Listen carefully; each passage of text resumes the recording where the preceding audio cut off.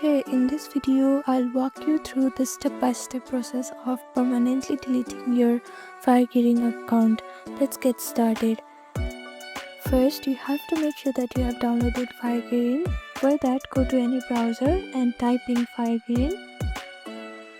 After that, click on the link which says start.firekirin.xyz.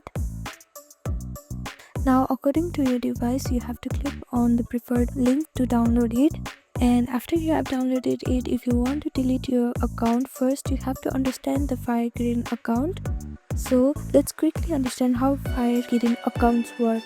Unlike apps that allow direct account deletion, FireKirin accounts are usually managed by third-party distributors or casino operators. This means that you won't find a delete account button in app itself. Now, next step is to find your account provider. Since FireKirin does not handle account deletion directly, you need to contact the specific provider or gaming server where you created your account. After that, the next step is to contact customer support. Now that you know your provider, the next step is to contact their customer service. This is the most effective way to request account deletion. And the final step is to confirm the deletion. After reaching out to the customer service, they may ask for additional information to verify your identity. Once your request is approved, they will delete your account.